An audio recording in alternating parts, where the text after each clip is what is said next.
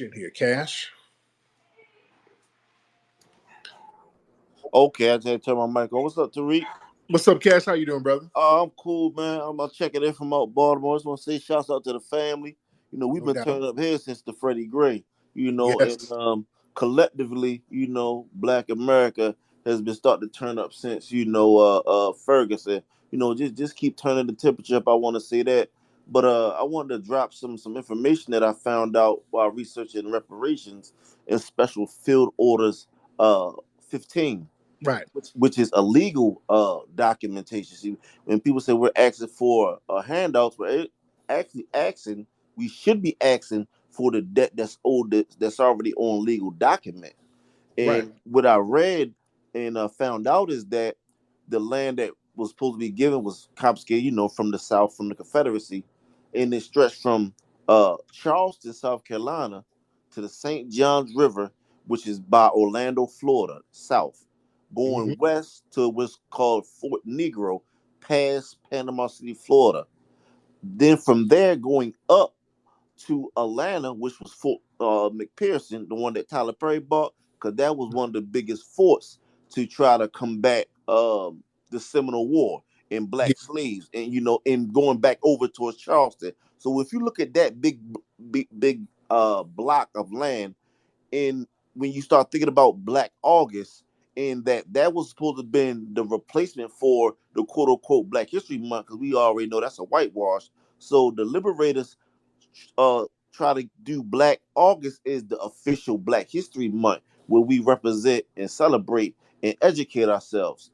And on that note, you know what I'm saying, I think we also need to be pushing Black August for that reason, to have FBA cookouts and stuff like that, where we all Right. can get together and keep the energy going. And Right. to make one more. So I had to land your plane because yeah, those are some good points. Yeah, we really need to start recognizing August the same way we did Juneteenth. They flipped Juneteenth, and now they done changed the colors.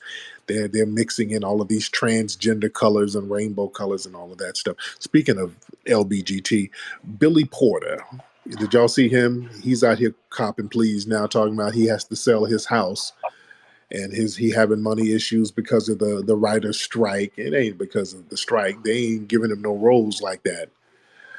They use their tools and they get rid of their tools. So he's out here trying to cry foul. He's struggling because of the writer's strike and white people ain't taking care of him. He's trying to cop pleas to white society. He can't come to us. Remember, they used Billy Porter to attack black society. They propped up Billy Porter to attack black society as much as he could. So now that the white people are turning on him, he started copping pleas. I don't want to hear it. When y'all sit here acting like willing tools for white supremacy, when they flip on you, do not come back over here to us with a tear in your eye. Like, hey, y'all, look how they doing, or look how they be doing us. No, you were perfectly fine when they were paying you to throw us under the bus. You and Lizzo. Now that they're turning on Lizzo, they're canceling her concerts and the whole shebang. There is no coon retirement plan, family. When are y'all gonna learn? There is not a Sambo retirement plan. You're not figuring it out. You didn't come up with some major solution like, hey, wait a minute. Instead of fighting white supremacy, I can just go along with it and get all these goodies. Fool, duh. Somebody thought of that before. Coons, and it doesn't work. They always turn on their coons. You're a useful idiot, and then they turn on you. Every single time. They always turn on coons. You are not figuring anything out. It's always somebody thinking that they reinvented the wheel. Like, I just tap dance with these white people. I don't know what's wrong with these stupid niggas over here struggling. You just tap dance, you gonna be good. They gonna like shit forever. No, they got your ass. When they see you turn on other black people, they got your ass. Because they know now, okay, when they get through smacking you around and throwing you to the gutter, you can't go back to the community because you've already made too many enemies. You put a sour taste in everybody's mouth. So they know you're going to be ass out. That's why it's sweet when they get them a nice good coon and then yank the rug out from under their coon because you ain't got nowhere to go. It's just like they did with Omarosa's ass. Y'all ain't heard nothing from Omarosa, remember? They had Omarosa. She was a useful coon mammy. She was mammying it up, and she's has a Nigerian ancestry, right? Don't Omarosa? She's Nigerian, from what I understand. But she was up there cooning it up and mammying it up. And then when they kicked her out of the Trump administration and changed the locks at the White House on her ass, they changed the locks on her ass.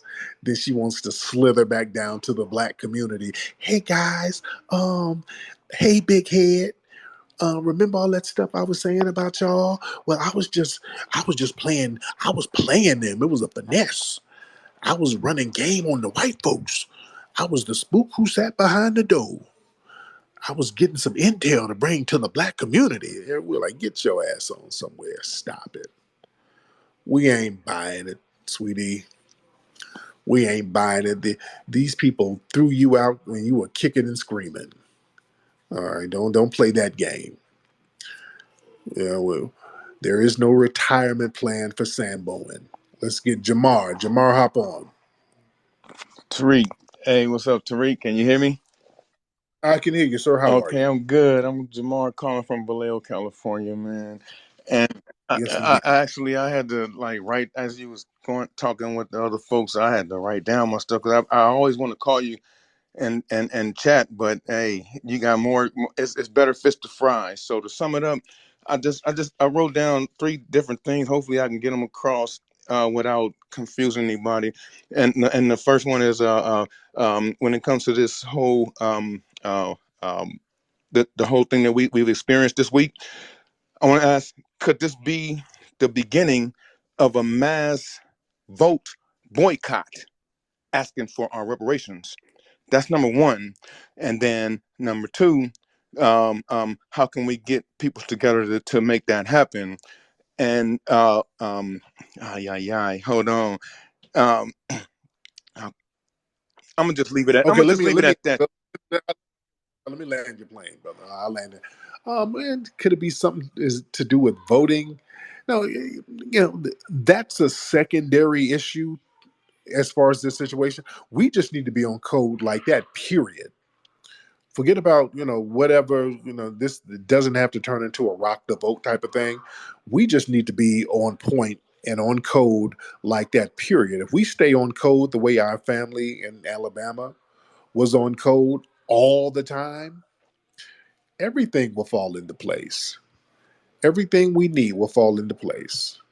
When we vote on code, that'll fall into place, and our demands will be on code because our demands and that will fall into place. Um, us just being codified like that, that's the most important thing. That's the big takeaway. That's the thing I think a lot of people are also um, ecstatic about, just to see the codification, how black people got together and did some stuff together against an outside enemy. Yeah, we got to keep that same energy. It's just that simple. Let's get some more people in here. Let's get Tim. Let's get Tim in here. Let me get some of these new faces in here that I've not seen before. I don't remember seeing Tim. Let's get some new faces. Hey, what's up, Tim?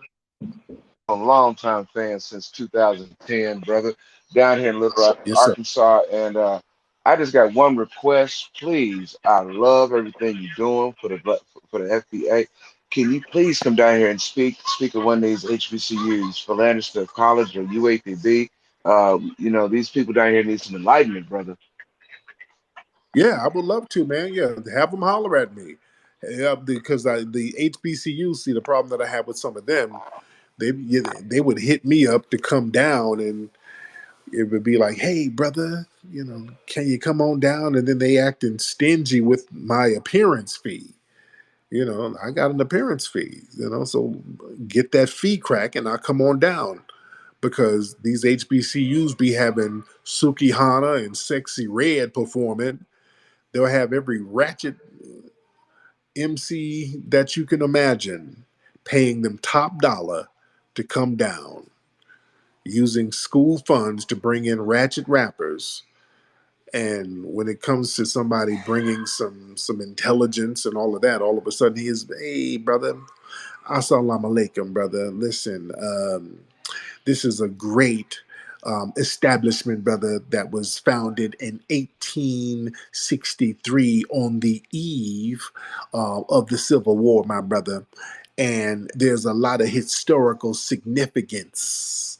And it would be our pleasure if you would donate some of your very valuable time to speak to our peoples down here. You know, no, nigga, give me the paper, the same money you just paid um, Lil Uzi Vert last week. Y'all just gave him $70,000 to perform at the homecoming, and give me some of that. All right, y'all not gonna pay the rappers to come down and then ask us to come down to volunteer our time. No, that's the only issue I have with these folks. Yeah, shout out to the HBCUs. But yeah, I'm down to go as long as they do the right thing and make it happen. Let's get Black Mamba in here. Let's get Black Mamba. And I got to go on tour. I need to just, because I ain't been on the road in a minute. I need to get on tour. What's up, Black Mamba? Hop on, Black Hey Mamba. Tariq, how you doing? I'm good. How are you, I'm dear? doing well. First I wanted to say that Tim says he's been following you since 2010, and I have been following you since you wrote Play or Be Played. Wow, that's 2002, right? Yeah, 2002? yes. And also I Yeah. also had a teacher that you wrote. I had her book. She was an anthropology teacher, and you wrote the introduction to one of her books. And it was a book on the culture and I guess the psychology of pimps and Okay. prostitutes and the stripper culture and stuff like that. So I just wanted to put that. What's her name? What's her name? I actually can't remember her name, but I do have the book though. I do have the book Okay. because I thought it was just a fascinating read. But I wanted to put that out there and let you know that yeah, I've been following your progression. Yes, ma'am. So Listen, what city you in, dear? Oakland. Okay, shout out to the town. Shout out to Oakland. Thank you. I'm Let's I'm see. glad you know. I'm glad you know about it. Um, Oh yeah. yeah, I actually wanted to get your take on what happened down in Alabama at the riverboat spot because I haven't heard your official take. Oh man, I've done about 3 broadcasts on it, man. Go to my YouTube channel. I've done about 3 broadcasts breaking it all the way down. But thank you so much. Let me get some more people in here. Oh yeah, I've been talking about this for the last few days. I've been definitely talking about this. Where we at? Speaking of one of my broadcasts, there was some people in one of the comment sections. Y'all remember I did a broadcast. I was debating. It was an African dude, and he was talking about the names, FBA names, how our last names are not reflective of something.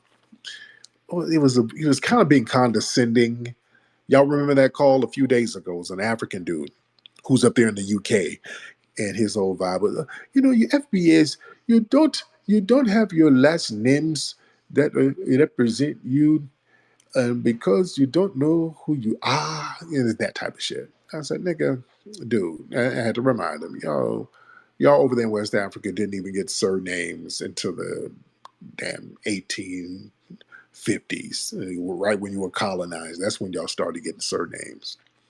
And then there was somebody in the chat trying to argue about, they looked in the history books and saw like one or two um, historic African figures before the 1800s, going back a few centuries, who had a first and last name. And to answer that, you had a couple like Mansa Musa. It was another guy, I forgot his name. He had a first and last name, but his last name was the name of his tribe. You might find certain people who were rulers whose name was a part of a tribe, like Ubuntu of the Umdege tribe. That's not a real surname. Even Mansa Musa, That's not a real surname. Mansa means king, so his name was King Musa.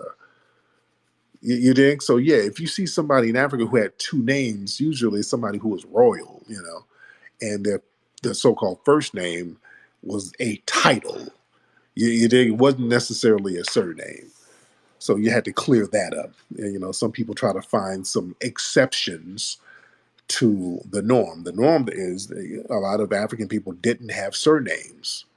The average person didn't have a surname until colonization, until the Europeans came along and gave them surnames. They started giving people surnames when they were colonized. A lot of folks don't know this. So I'm telling FBAs, don't let people run up to you with this shaming of name shit. Well, you don't know your last name. Nigga, y'all didn't have last names either. All right.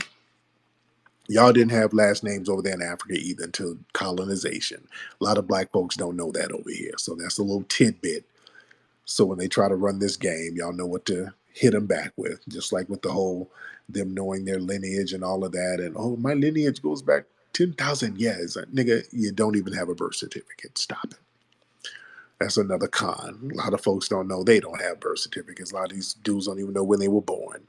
Let's just keep it a buck. See, we're cleaning up a lot of the BS now, and so that we can get on a righteous page, so that people are not being condescending with a lot of this nonsense.